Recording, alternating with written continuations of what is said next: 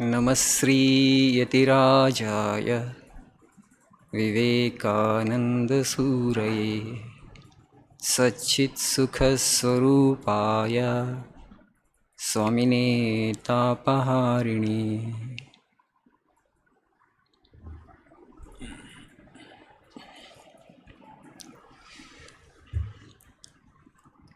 Devil versus divine.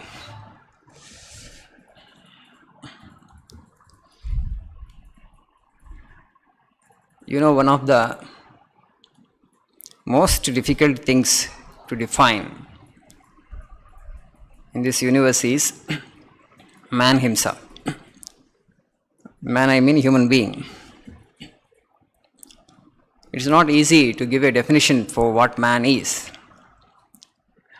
We all know that actually man is not just a combination of body and mind. We all know how complex this physical body is. Doctors, they know. And mind also, we know how complex it is, how many kinds of thoughts arise there. We have feelings, we have emotions. And how to manage all this, the physical body and the subtle body or the mental body, the thoughts, emotions, feelings. We are struggling, right? We are struggling. And what is this man? Can there be a definition for this being? Can you give an objective definition for this species? We have discussed here the Swamiji's definition of man.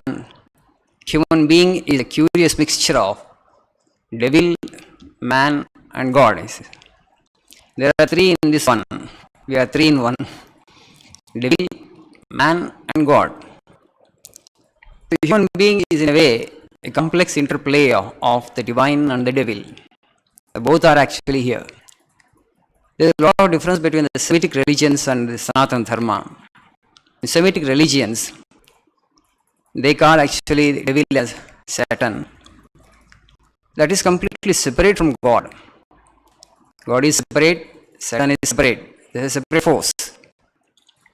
So, but here in Sanatana Dharma we know the equivalent word for Satan is Maya. The Maya is also God's power. Maya is not separate from God as such. It is His delusive power. We can say that, the grace of the Lord actually is His right hand. Okay, Maya is the left hand. With the left hand actually He deludes us. With the right hand He liberates us. Why does He so? Why He does so? It's His play. That is the generalization. That is the conclusion that we have come to. Why this creation, why this complex creation, there is so much of suffering? Why did God create this world? Why did God create human beings? And why He is giving us so much of pain and suffering? He gives us pain and suffering, He also liberates us. If we pray to Him, if we surrender, He liberates us. So this devil, very strong word, this devil actually is holding on to this ego sense. Once this ego sense born of identification with the physical body is dropped, this devil actually will disappear once for all. Only the divine will remain. Till then actually, sometimes the devil will manifest, sometimes the divine will manifest. Sometimes the devil will take upper hand, sometimes the divine will take upper hand. In the same day you just see, sometimes we are noble, sometimes we are nasty. Sometimes you are in a good mood, sometimes you are not in a good mood. Sometimes you express negative emotions, sometimes positive emotions. This complex interplay in a single day of 24 hours also. Different emotions and different feelings, sometimes lower emotions, sometimes higher emotions.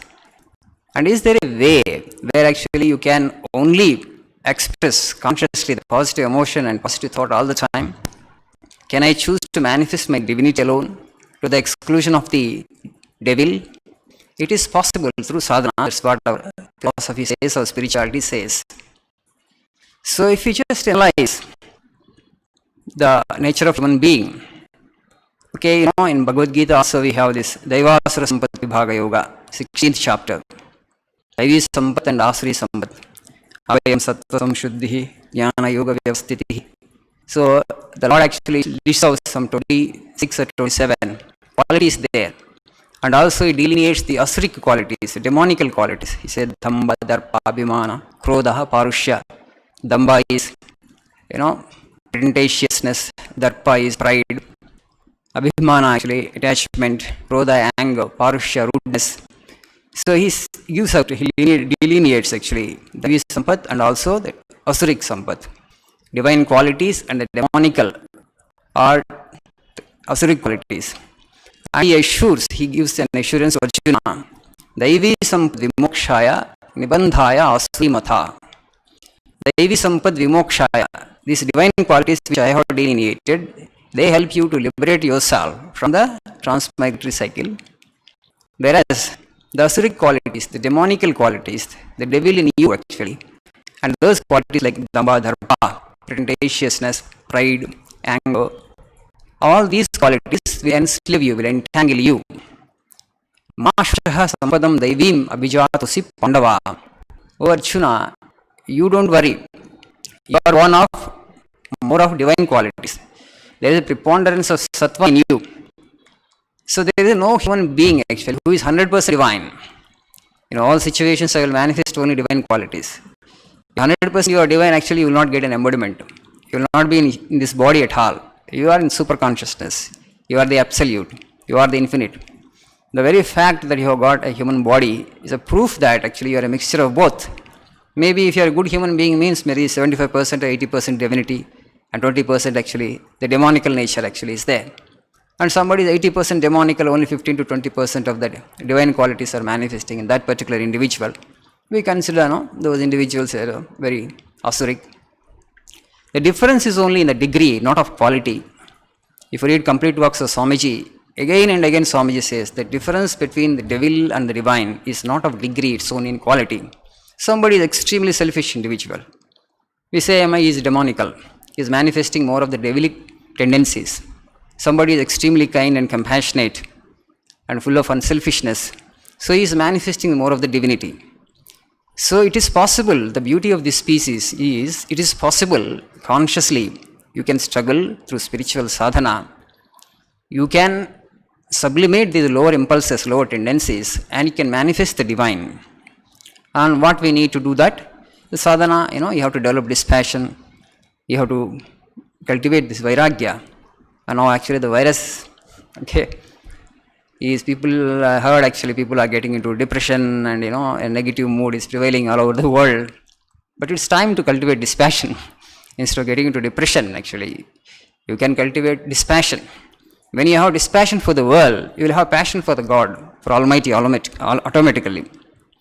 They go together, right? Without dispassion for the world, you cannot have passion for God. Because we have got only one instrument, that is the mind. The mind is so deeply attached to the physical, the phenomenal world, the world of name and form, thus we have forgotten the divine. So only when you develop distaste for the external, for the physical, then you will have a longing for the spiritual. Then not that you will be able to completely give up the physical, that is not possible. We are in the world, we will interact with the things. But today if you just see, Sri Ramakrishna would again and again talk about this worldliness. 120 years back when he was living near, 150 years back when he was living near Calcutta, in those days what worldliness was there? Very little. But always he would talk about the, Calcuttans as worldly people. They have become so worldly. How can they realize God? How can they see God? Their whole soul actually is given to the external, physical things. They understand only worldly pleasures and worldly comforts. And a mind that is tainted with that degree of worldliness, it's very difficult to turn it towards God. That's what he would say. That's why he would pick up, people. Is there a seed of renunciation in them? Is there some seed of dispassion in them? Are their minds are turned inward, are still actually attached to the external things? He would just see by looking at the person. And sometimes actually he would say, this man actually, will not become spiritual in this birth. He will not turn towards God because he has so many material desires. Just by looking at the individual, he would tell whether it is possible for this individual to become spiritual in this birth or not. And he won't waste his energies afterwards on that particular individual. Because anyway, the individual will not turn towards God. Because there are so many worldly tendencies are there. So the human being is a complex interplay of these devilic tendencies and the divinic tendencies. The lower forces and the higher forces. So to help us manifest the divinity, to help us manifest these higher forces, spiritual sadhana is required. And so, what is sadhana? If you just see our culture, renunciation is glorified here, right? If you just see our culture, our civilization, the last 5,000 years, who are our role models? We talk about Shiva. Where he used to live, where Shiva lives. Okay? He lives in Smashana, right? He's our God. We worship him. Why does he live in Smashana? Because Smashana, you get to see the dead bodies all the time, right? Being burned there. So it's easy for you to develop this passion for the world. It's a very sacred place. In our culture, Smashana is not an inauspicious place. It's a very sacred place because it helps you to cultivate this passion for the world. Once you develop this passion for the world, it's easy to cultivate passion for God. It gets translated automatically into passion for God. So, he's called actually Adi Bhikshu. Shiva is considered the Adi Bhikshu, the first beggar. These are our role models. These are the people whom we worship. And also when you see Buddha, the Mahabhikkhu, the great mendicant, okay, Shankaracharya, Vivekananda, Yatiraja, the king of ascetics, the king of, men of renunciation. Why we have chosen these people as role models? These were the people who had least attachment for the world. Because they had developed that dispassion for the world and they cultivated passion for God and that translated, into devotion for God and they had attained to the spiritual illumination. These people in our culture we consider as worthy of our worship. That's why we are worshipping them now, right? We are worshipping them. So why did they develop this passion for the world? Because they wanted to realize the infinite. It is our possibility. It's not an ordinary possibility. From this finite, limited existence, from this psychosomatic existence, body-mind existence, to that spiritual existence, it's such a big leap. It's a giant leap if you ask me. Present existence is a very ridiculous existence. Very, very ridiculous existence. Only the people who have experienced the truth, they understand that. The present existence and present state is a degraded state. You have got an embodiment, you have got a mind, you have got the body. Means you have fallen down from the spiritual nature and spiritual state.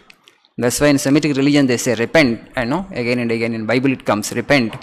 It's original sin they say. But in our culture we don't use that language like sin. We say actually we are in bondage, we are in Maya. Okay, we are in Maya, we are in bondage. So we have to come out of this bondage, we have to come out of this Maya. So why we are not able to see that we are in bondage? Sri Ramakrishna says and gives the example of pond filled with scum and weeds. You don't see the water there. The pond is completely filled with scum and weeds. You see a green layer there. You think it's a green mat, but it's not green mat. If you really want to see God, actually, you have to separate the scum and weeds, then you see the water there. Similarly, the lake of a mind actually is full of this worldly scum and weeds. And that's the reason we are not able to see the Brahman behind, actually, dwelling behind. And a small cloud, it actually covers the sun. A small cloud, a tiny cloud, which gets dispersed if there is a little wind. A gentle breeze actually can disperse it. Such a small cloud covers the whole sun from our view. In the same way, this little ego sense, which is fictitious, which is unreal, which is body-centered, which is actually world-centered, which is centered on physicality, is actually blocking us from experiencing the ultimate truth, which is so close to us. And that's why Sri Ramakrishna, all the mystics, they talk about dropping this ego sense, developing renunciation, developing dispassion for the world. Because this ego sense got attached to the physical and then actually, giving us all the trouble. So whenever there is an occasion for us to suffer in our lives, we need to analyze if we are really thinking beings, from where the suffering is coming. What is the nature of suffering? What is that suffers in me? What are the pain? Invariably, you will detect that it's the mind actually which is giving the suffering. It's the mind actually which gives suffering, it's the mind which gives you joy and happiness. But when there is more joy, definitely you don't look, you don't put this question from where the joy is coming, you just actually experience it.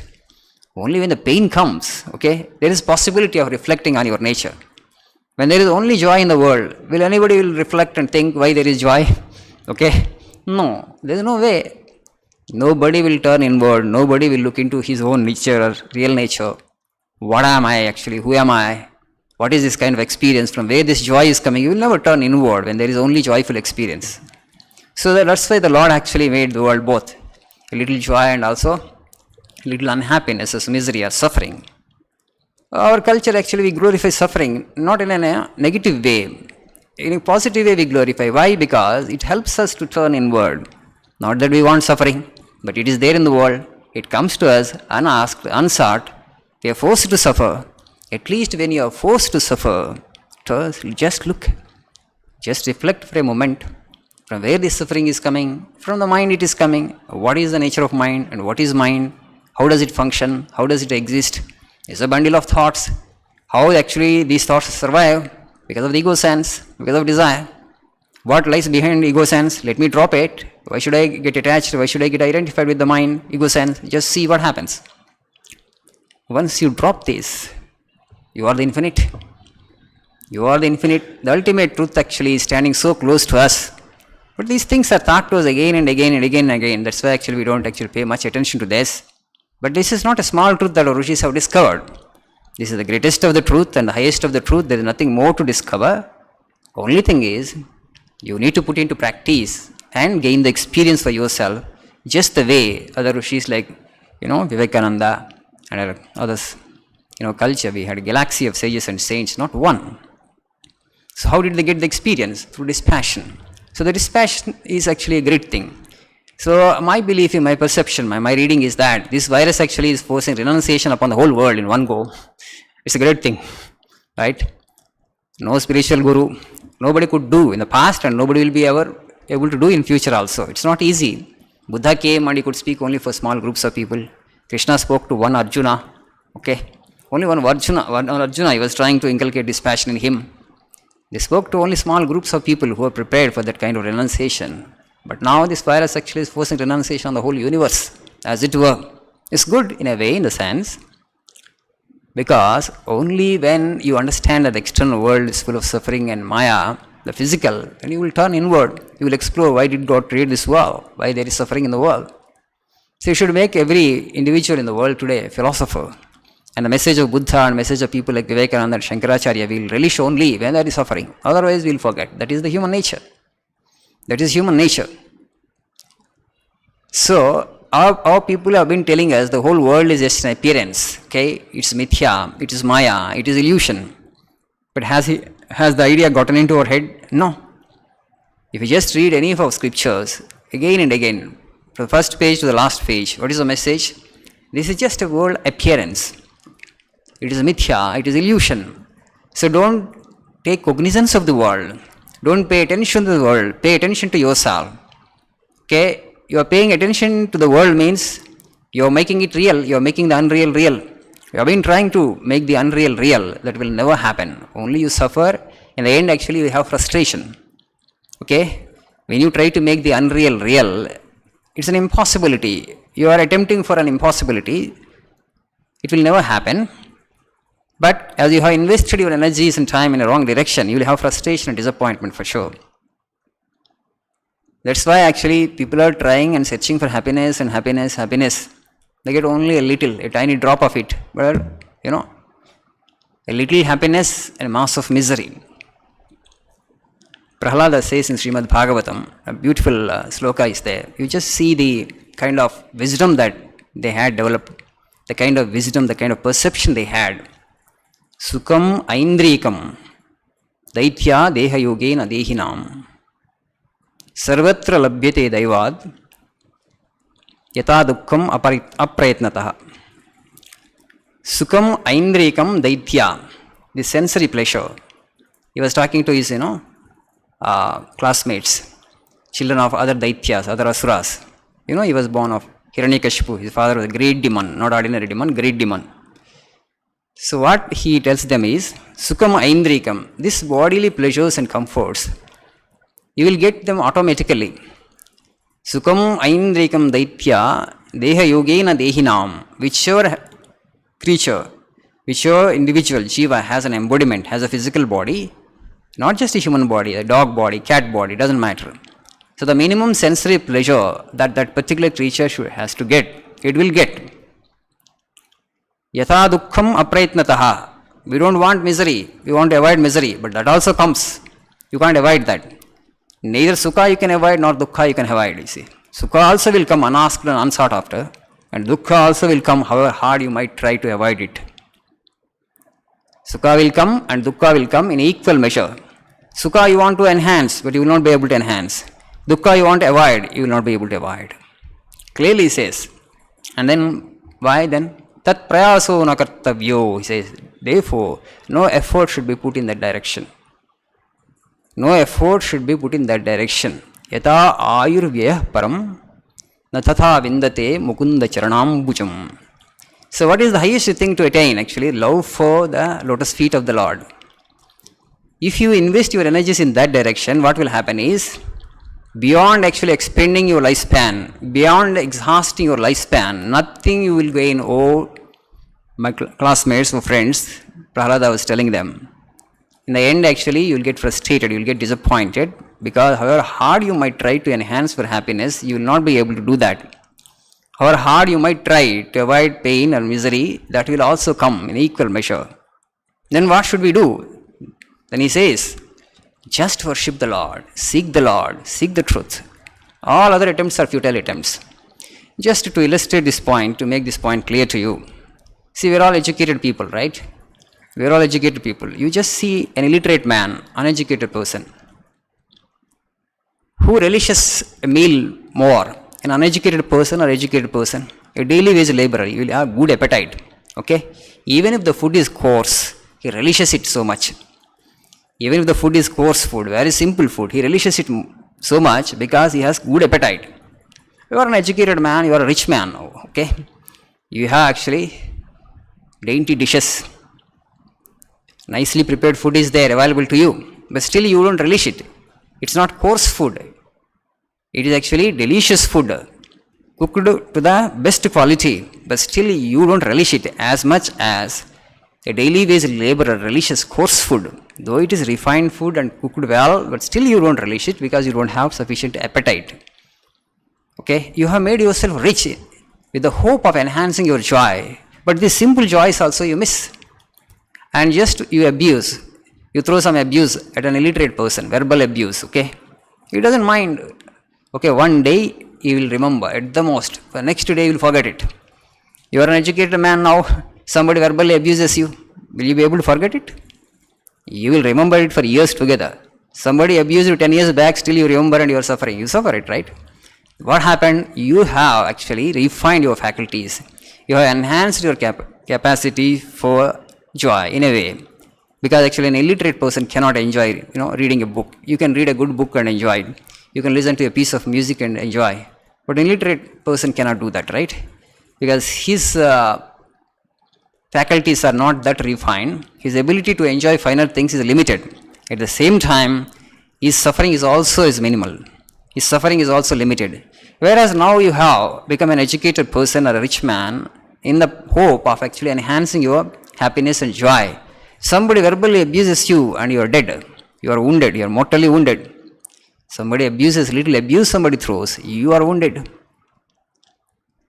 And so, as you have enhanced your capacity for enjoyment, like reading a good book or listening to a piece of music, you have also actually increased your sensibilities. You also actually are more vulnerable now for greater pain automatically. So that is the reason actually all the efforts that we make to enhance our happiness in the world are futile, because you won't be able to. Because as you enhance your capacity to enjoy things, suffering also actually gets enhanced to the same extent. And that is the reason our rishis have told us, don't invest your time and energy in the things external in the hope of actually enhancing your happiness, increasing your joy. So what you need to do then? What should I do? I have certain energy, I have certain intellect, certain intelligence. What should I do? Just turn towards the Lord, worship the Lord, practice renunciation, practice dispassion, turn inward, meditate, pray, repeat God's name. What happens if you do this? Because there is no craving as such in the mind. Okay, mind actually is the ghost. Mind is the ghost, mind is the devil that we are dealing with it. So as your craving is dropped, because you know that you cannot enhance your happiness or joy in this world, whatever you might try, whatever you might do, enhance and increase your money, try to become a rich man, try to become wealthy, and there will be so many people aspiring your wealth and you will be troubled all the time. Whatever you might do, but still you will not be able to increase the quantum of joy. So then, better don't try for it. Just invest all your energies, your intellect, your energy in only one direction, that is to worship the Lord, to cultivate love for God. That's what the conclusion that our Rishis have come after studying this life, after analyzing the nature of human experience. Okay, today we don't get that kind of quality time to understand our experiences. That is the reason there is so much of confusion. People are suffering because of this confusion only. They don't even know what life is. They have not figured out what their experience is. Why this kind of experience for me? Why I suffer like this helplessly? Do I have to suffer helplessly like this? Is there a way, to make myself free from this kind of helplessness? Sometimes we think when the blows are very hard, okay, we come to philosophy, we think for some time, afterwards again it disappears. The vairagya, smashana vairagya, very brief period of time the vairagya will be there. Afterwards the vairagya disappears. But vairagya sampada, vairagya is a kind of wealth. It's not a simple thing. But today it's a negative word in the society. If somebody is developing dispassion means actually, you think that he has become a failure. See, vairagya sampada we used to talk about, tapas sampada we used to talk about, the wealth of penance. The wealth of penance. In Mahabharata there is a story of Agastya Maharshi comes. Agastya Maharshi marries Lopamudra. Lopamudra was a princess actually. Agastya Maharshi was a Brahmin, he was an ascetic. So when he marries Lopamudra, Lopamudra asks for ornaments. And Agastya Maharshi says, I am a ascetic, I don't have money. I have only tapas sampada, he says. I have wealth of penance, wealth of asceticism, but I don't have this kind of wealth. And at the same time he says, but I don't want to expend this tapas sampada for the sake of those material riches, for the sake of gold. Anyway, you want gold, because now actually his husband and she is wife, he has to satisfy the desire of wife, and she wants ornaments. He says, I don't have any ornament because I am an ascetic. But I don't want to use, by using this tapa sakti, this tapa power, the power of the penance, I can acquire the ornaments for you, but I don't want to use this tapa sakti for that, he says. Then he decides to ask the king of the country, then slowly he was guided to that, Ilvala and Vatapi. The story is different. But the thing is, he says that I don't want to use my tapas sakti and this tapa sampada for the sake of this material riches. And those riches actually they used to consider real riches, tapas sampada. So, but today actually vairagya is not sampada for us, asceticism or tapas is not sampada for us. When you talk about sampada or wealth, we talk about only physical wealth. Land is wealth for us, money is wealth for us, buildings is wealth for us. Knowledge is also not wealth today. Not many people consider it as wealth. Only the physical thing, absolutely physical things, the gross things, they alone are the wealth. Knowledge is also not wealth. We don't value knowledge actually. In the West actually they value knowledge more than in India. We are super rich in knowledge. If we just put that into practice, if we just internalize those ideas, we all can become enlightened human beings. We all can become divine. That is the possibility we all have. So this devil and the divine, they are there. How to manifest the divine to the exclusion of the devil? What we need to do? This is what? You need to cultivate this passion. I am not attached to anything in the world. So what prevents me from expressing my divinity? All the time, all the 24 hours I will be able to express my divinity. So what is blocking? As Swamiji says, the difference is only in the degree but not of quality. Somebody who is actually, asura we say, somebody who is God. So in the Puranas, the asuras and gods actually, they are not two separate entities. The fighting and the battle that goes on in your own minds, they have depicted in a physical form, figuratively. Devadanava Yuddha, say, we keep talking about Devadanava Yuddha all the time. There is a fight between Devas and Danavas, sometimes Devas win, sometimes Danavas win. What it means? The same battle is going on in us only. Sometimes we are angry, that means Danava has manifested. Sometimes we are very loving and kind, that means God is manifesting. So this battle is always going, right? But you want to express only divinity. You want to only express the divine sampada all the time. Then actually you need to do sadhana. We all come into the world, with certain kind of tendencies, karmic formations we call, samskaras. Sanskrit word is samskara. We have come into the world with this kind of software, with that kind of baggage. Some good tendencies, some bad tendencies, every human being has got. Maybe the difference is in the percentage. And this is the only species among all the creatures in the world which has the ability to change those samskaras. You can sublimate the lower samskaras and you can manifest the higher samskaras. You can handle the tendencies the way you want. But now actually it is unconscious expression. Our mind actually, our tendencies are not under control. This unconscious expression should trouble you actually. That should become a great source of torment for you. Then actually you will think, why should I be angry sometimes? It's not that all the 24 hours you are angry. It's not possible. All the 24 hours you are jealous, no. All the 24 hours actually you are frustrated, okay? You are irritated. Sometimes you get irritated. But why that? Helplessly it is happening. I don't want even those brief moments of irritation or brief, moments where I find myself in a nasty state, where I express anger, where I feel jealous of others, where I, express other negative emotions like envy. I want to express only love all the time. I want to be kind and loving to all the people all the time. If you have that kind of ambition where you want to manifest only the divine in you all the time, then you need to do sadhana. Then you will find that because of the attachment to the body, because of the multiple desires that you have, and you are actually the divine, or the devil also is finding expression through you. Devil is finding expression through you because actually you are strengthening it. What strengthens the devil is these desires. The excess attachment, excessive obsession with the physical body is the source of, all the suffering that we undergo. Why we become nasty to others, okay? Why actually we become selfish? Because of the excessive attachment to the physical. And then actually automatically you do some violence, verbal violence, thought violence, sometimes physical also. Then that's bad karma that entangles you further. Because these bad acts, negative actions you have performed, they will bring you another embodiment and the cycle continues. Punarapi jananam, punarapi maranam. You are again born, again you are dead, again born, again you are dead. This is cyclical. Because it is cyclical, it is painful. This is not freedom, right? Freedom cannot actually happen in cycles. Only you are liberated from this cycle. You are absolutely free. You are the absolute. Now you are in the relative. So to come out of this relative, to come out of this cycle which is called samsara is the goal. For that actually you need to pray to the divine and you need to practice renunciation.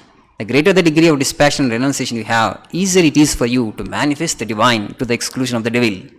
Otherwise the devil finds expression automatically. So that's why tapas is actually esteemed very high in this country. Tapas and sadhana, which today absolutely people they don't talk about. Tapas, for centuries, everybody wanted to have, tapas sampada, wealth acquired through penance, wealth acquired through meditation, wealth acquired through repetition of God's name. In ancient India, the children of rishis, they would compete with each other in meditation. One rishi's son actually meditated for 2 hours, another rishi's son would meditate for 4 hours. That would be the competition. So how long actually I can sit with myself, how much I can pray, how much actually I can repeat God's name. They used to compete, in doing tapas and penance. Small children used to acquire psychic siddhis. From childhood actually they would meditate and they would get such mastery over their minds, and then sometimes they play with, they curse each other, because you are not matured enough. Now you have developed the psychic powers. What you would do with those powers? Just out of play they would curse each other. These curses actually will happen. When you read Puranas, this sage cursed that sage cursed this sage.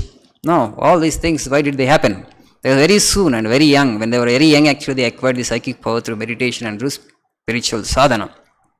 Today we have forgotten it, unfortunate, and there is a lot of materialism, too much of materialism, excessive materialism. So this virus in a way actually is forcing renunciation, is forcing penance and tapas in the entire world. You need to live with a bare minimum. You need to live a simple life. You need to turn inward. You need to protect nature. When you will be able to protect nature? By growing materialism? By becoming more materialistic? No. Only when you become spiritual, because your joys are within. Your happiness is from within. You know how to actually, manage your mind and emotions. You don't look outward. Actually, you don't look for things to make yourself happy. I am joyful by nature. I am happy by nature. I am peaceful by my nature. I don't need anything external to make myself joyful and peaceful. I have come out of that slavery. Then every individual, let us suppose, every individual in the world has, become free from this kind of slavery, and he or she is able to manifest that peace and divinity from within. By turning inward through penance and sadhana, we can create a beautiful world. This earth will become Swarga, heaven. Otherwise, this rat race, this running, this competition, this comparing with that, he has so much, she has so much, I don't have this much, right? All this psychic distortion, totally distorted psyche we have today. And with this kind of distorted psyche, how the physical body will remain healthy? Not possible. Physical body also will become weak when there is so much of conflict in the mind. A peaceful mind, a tranquil mind, a composed mind, a collected mind, a mind that is in equipoise that we need to build, we need to develop. How that will happen? Through penance. And that's why actually this virus is forcing renunciation on everybody, and it's good in a way. Okay? So from depression to dispassion, when you have dispassion for the world, it will get translated into passion for God, and passion for God. So turning towards God, turning towards the ultimate truth. The human species has this possibility, not an ordinary possibility. So conditioned the mind is. When mind is so deeply conditioned, it is highly unlikely that you remain in a peaceful state. So let go the mental conditioning. Of Yoga Vasishta says they're different kind of language. So the same actually, devil versus divine. So an excessively conditioned mind is a devil mind, an asuric mind. A mind that is totally unconditioned mind actually is a divine. Conditioning and unconditioning, this mental conditioning only. In my childhood we used to see, villages actually. In those remote villages, they would sometimes do this black magic kind of thing. They will bring the people who do black magic. Somebody is behaving in a completely queer way, in a weird way, an eccentric way. So this man is normal, suddenly is behaving like this very queer way, weird way. They would not take to a psychologist or psychiatrist in those days. Psychiatry or psychology was not that famous. But they could detect the behavior of the person has changed. Okay, then they would say that he is possessed, he is ghost possessed. So you have to drive off the ghost. And that's why this black magician will come and he would ask for a black hen and he will do all this, some mantra, tantra. What actually they were doing is, the individual mind has become more conditioned. That condition could be because of, a wrong thought, a negative thought, a phobia, a complex. The mental complexes are there. Suddenly a complex builds up in your mind and your behavior changes. The people around are actually getting troubled because of the changed behavior of your being, but you don't notice that. It happens. Today we go to a psychologist, psychiatrist, the extreme case, actually what they show the individual to a psychiatrist. In those days they would go for this, crude practices. The superstitions are still prevalent in many of the villages. But what they were trying to do is, they just want to uncondition the mind a bit. The individual's mind got conditioned. So why this conditioning happens? Because of, again, desires, identification with the physical, identification with the insentient. In Yoga Vasishta, there is a story, Dama, Vyala and Khata. So because I am using the words conditioning and unconditioning, an excessively conditioned mind is a devil. A completely unconditioned mind is divine. So get rid of this conditioning. The people come and ask, Swamiji, what is this sannyasa robe and why do you wear this gerua? People think it's a religious garb. It's not a religious garb. It's not a religious robe. I am free from all identities. An individual who is struggling to make himself or herself from all identities. When you make yourself free from all identities, I am male, I am female, okay, I am rich, I am poor, I am educated, I am uneducated, right? I am learned, I am not so learned, I am high born, I am low born, I am born into, high caste or low caste. All this is a conditioning. Okay, I am beautiful, I am ugly. This conditioning has to go. So, sannyasa means an individual who is trying to make himself completely free from all these identities. What happens when you make yourself free from these identities? Mind cannot survive without any identity. Okay? I belong to India, or this is all, anything. This is an identity.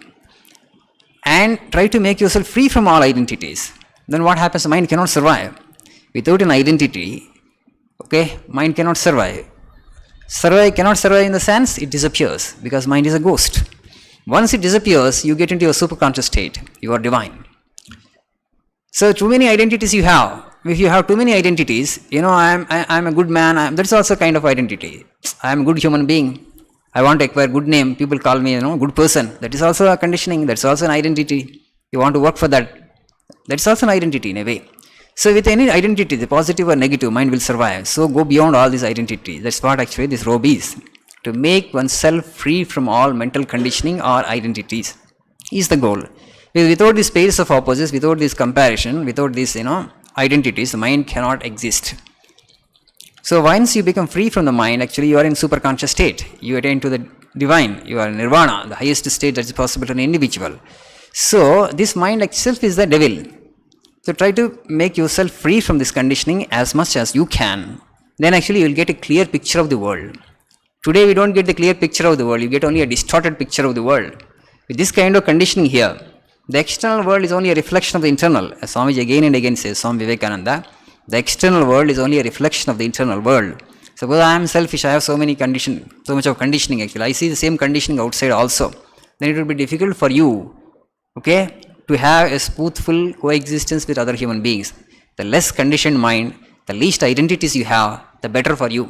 It becomes easy for you actually, to get along with anybody. Because the whole universe is one, homogeneous. In the sense, the whole universe is created by the same Lord. So because it has come from the same Lord, the same divinity is dwelling in every particle, in every atom, and in every individual. So once you see that, today we see only the name and form, but not actually the Lord behind. Yesterday our Swamiji Bodhamananji was talking, he was giving the example of magic and magician, right? So you have become so enamored of the magic and you have forgotten the magician. The whole universe is the magic of the Lord, magic of God. You are so deeply identified with the magic and you have totally forgotten the magician. That's why, see, this conditioning happens because you are excessively identified with this magic of the world. And so, the less the identity that you have, the less the conditioning that you have, the better for you. You will be able to conduct yourself effortlessly in this world. And also, once you become successful in letting go all these identities, in getting rid of all these identities, you will actually attain enlightenment in this birth itself. So, Yoga Vasishta uses this language called conditioned mind and unconditioned mind. A conditioned mind actually is an asuric mind. A completely unconditioned, totally unconditioned mind is God Himself.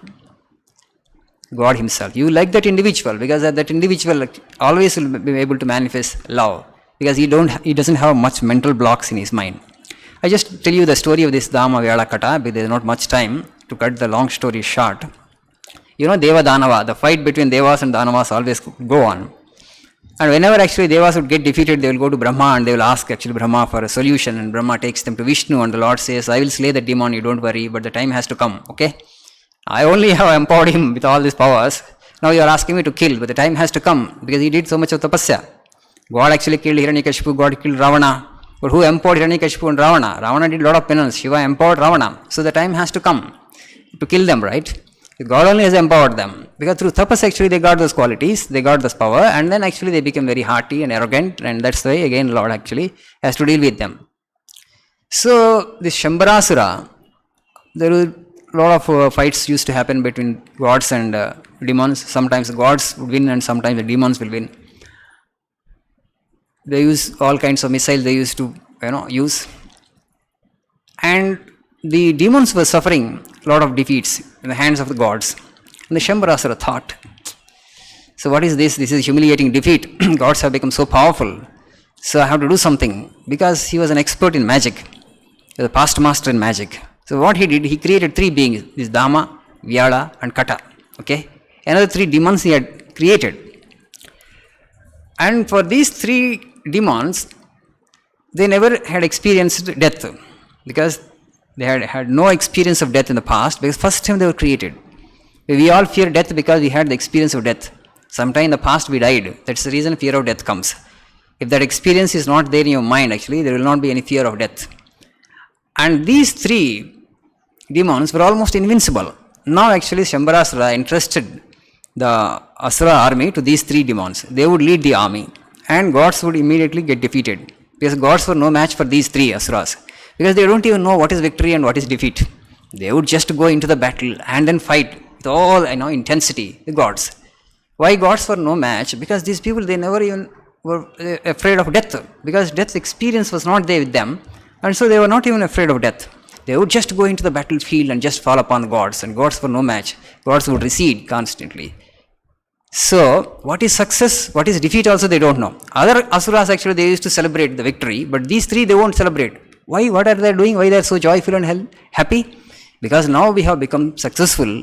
We have defeated gods. It is a time for us to celebrate. But these three they don't think like that. They don't even know the distinction between defeat and success.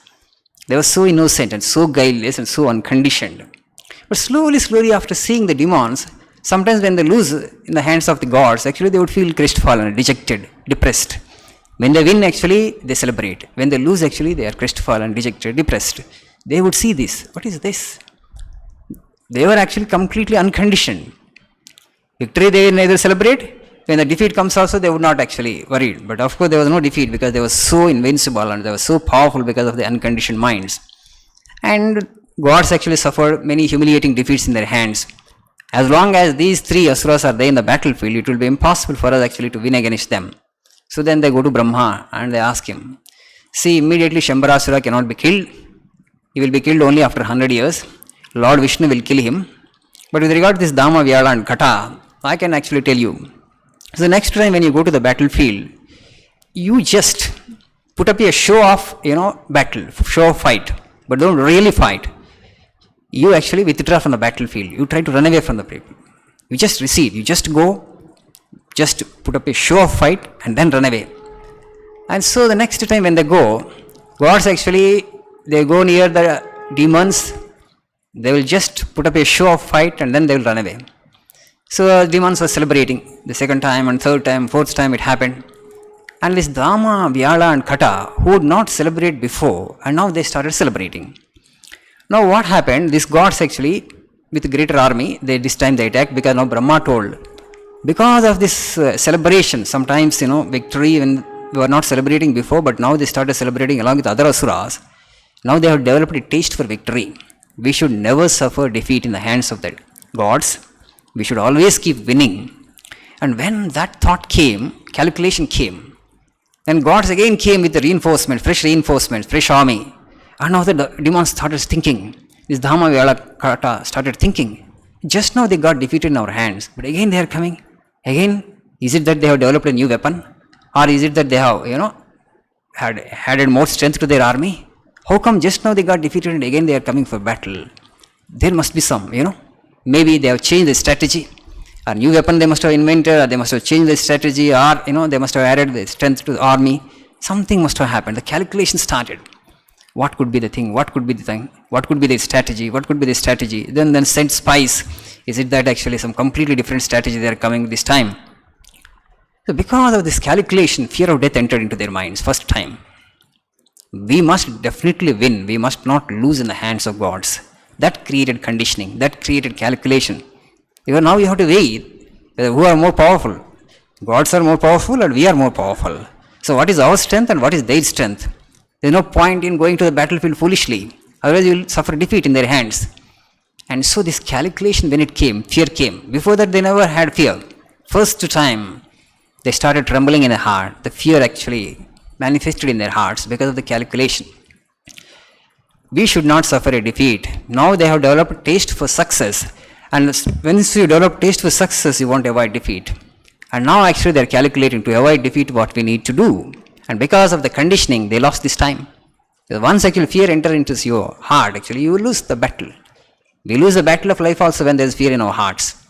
And this virus also, so much of misinformation is going on. That is creating confusion and fear in the people. Okay, not everybody acts in a responsible way in this country, unfortunately. So this conditioning of mind, this fear ultimately defeated this Rama, Vyala and Kata. Then they were condemned to hell. And there actually Yama's emissaries got them married. They brought 3 girls and got them married. So ruin happened, total ruin happened. One day actually Yama comes and they did not detect Yama. They did not notice him because he was without his paraphernalia. And seeing that they are living with me and they have come to the Patala and in my Naraka they were staying and now they don't detect me and they don't respect me. So Yama was totally unhappy and then actually he cursed them. So they were born into many animal births again and so many times they suffered. And ultimately actually they were born as fish and mosquito in Kashmir somewhere and afterwards they got liberated. So the story actually, the idea of the story is the conditioning of the mind. If the mind is excessively conditioned, it's a weak mind. A mind that is not at all conditioned is a strong mind. So don't identify with anything and then you will get a clear picture of this world. You will see God everywhere. In every atom, in every situation, in every particle, in every event, in every happening, you will see the hand of the divine once you become totally unconditioned. Dvandvatita you need to become. The Lord says, Ichcha dvesha samuttena dvandva mohena bharata. What dilutes the jiva is this dvandva. Jiva is stuck in the dvandva. Something I like, something I don't like. Something actually appeals to me, something doesn't appeal to me. Something is beautiful, something is ugly. So this is the classification that's going on in our minds because the nature of the mind is to compare and contrast all the time. You avoid that. The only thing, as Swamiji says, there is okay. In some humans, there is a little better manifestation of the divine. In some, there is a little less. So you should not condemn any individual. Even the most selfish individual also, most cruel, hard-hearted, selfish individual also we should not condemn. The only thing is, in him, the manifestation of the divine is very bleak. Okay? The expression of the divine is very dim, that's all. He is also God. But he is manifesting more of his divine nature, less of divine nature and more of the demonical nature. And somebody is a sage, he is manifesting his divine nature completely to the exclusion of the devil or the asuric nature in him or her. So it is possible for all of us to manifest only the divine. Then you totally become divine afterwards. Sri Ramakrishna gives the example of Vidya Maya and Avidya Maya, right? Vidya Maya and Avidya Maya. God actually is transcendental. God is absolute. He doesn't have to do anything with his Leela. In this Leela, there are two kinds of Maya. Vidya Maya and Avidya Maya. Vidya Maya entangles you and Avidya Maya liberates you. What is Vidya Maya? Kindness, compassion, selflessness, sacrifice, helping others, serving others, feeling good for others. And this is actually Vidya Maya. This is also Maya, he says. Kindness and compassion also Maya. God is beyond. So other things, opposite to this, selfishness, hard-heartedness, cruelty, rudeness, anger, all this, jealousy, envy, all this come under Avidya Maya. This Avidya Maya entangles us, Vidya Maya liberates us. So we get rid of the Avidya Maya through Vidya Maya and then we become completely free from Maya. So that's why in our culture, unlike in Semitic religions, we worship Maya also. If you go to Bengal, they will have names like Mahamaya Patra. Okay? Mahamaya Patra. So you want to have the grace of the Mahamaya. Only when you have the grace of Mahamaya, you will reach the Brahman. What is obstructing you from getting the divine, from experiencing the divine is this Maya. This Maya is whose force it is? Again, divine force only. God's delusive force. But you should never forget that actually this delusive force also is from God. That's why in our culture, we even worship the Maya, even worship the delusive force. Only when the delusive force, Maya, permits you, you will be able to see the Lord. But whereas in Semitic religions, there is no such tradition. They hate Satan. Satan is completely separate from God. You need to kill him, you need to assassinate him. But it's not easy to kill Satan because he is not external to you, he is within you. Okay, they are all so close. The divine and the demonical are, they say close. In fact, they are not separate. They are reverse and reverse of the same coin. So in computer, when you operate, there's some the contrast or volume. The one side actually, the zero volume, one side is the highest volume. The zero volume is Asura, the highest volume is God, you can say. So same thing, right? Same thing. The difference is only in the degree of manifestation, as Vivekananda would say. There is nobody actually who is absolutely 100% Asura, or there is nobody who is 100% divine in this embodied existence. We are actually mixture of, we have both the devil qualities and the divine qualities. To manifest the more of the divine, tapas is necessary, renunciation is necessary, austerity is necessary, repetition of God's name is necessary, meditation is necessary. And that is the reason renunciation is glorified, renunciation or dispassion is esteemed very high in this culture. So you need to practice. We are all the descendants of Rishis, we have forgotten that. We are all actually descendants of Rishis, we have forgotten that. Sri Ramakrishna beautifully says, he gives the example of Rama, Lakshmana and Sita. They were walking in the forest. Lakshmana wanted to see Rama, but Sita actually stood as obstruction. Because of Sita standing in between Rama and Lakshmana, Lakshmana was not able to see Sita. Then she prays to Mother Sita and then she steps aside. And now he is able to see Rama clearly. So only when Maya, if you become successful in propitiating Maya, when the delusive force of the Lord actually, out of, when you supplicate, when you send your prayers, out of her compassion actually, if she comes aside, then you will be able to see the divine. That's why this is the only culture where Maya is also worshipped. The delusive force of the Lord is also worshipped because they are not two separate entities. There is nothing like cut and dry, this is demonical, this is divine. The one divine, this is the interplay of the one divine only. The same Lord actually is manifesting as wicked and the same Lord is manifesting as good also, noble also. So as long as you are in the relative world, you are a mixture of these two, a complex interplay of these two. To transcend the relative, you need to sublimate the lower and you need to manifest the higher. For that, tapas and renunciation are very essential. And so, forget not actually that this is the land of dispassion. Try to cultivate that. Try to increase vairagya sampada. Try to have more of this tapas sampada. First you need to value that, then only you will be able to accumulate that. Otherwise, but society won't respect for your tapas sampada because society, they don't understand also. It doesn't matter why society should understand. You must grow from within, right? What society respects, I will go for that, then actually you are living, you will surely lead, very ignorant life. So don't take society as an yardstick or measure and you try to walk in the footsteps of these great people, people like Buddha, Shankara and Vivekananda have told us. And once we come forward to walk in their footsteps, things will happen. We will make ourselves, divine. This human birth, this human instrument is a beautiful instrument where you can have the highest, you can have the absolute, you can have the transcendental. It's not an ordinary possibility, it's not an ordinary opportunity. Whoever makes use of that opportunity and those lives becomes blessed lives. Otherwise, you live from this world frustrated, disappointed and unfulfilled. To avoid that, this is the time. This is the, right age, in fact, for us to get immersed in tapas, to get immersed in sadhana. As Sri Ramakrishna says, the simplest and the easiest sadhana for this age is Naradiya Bhakti, repetition of God's name with love. A little emotion you join. Whenever you utter God's name, a little emotion, with a little love. Who is God? The creator of this universe. How much we get from this universe?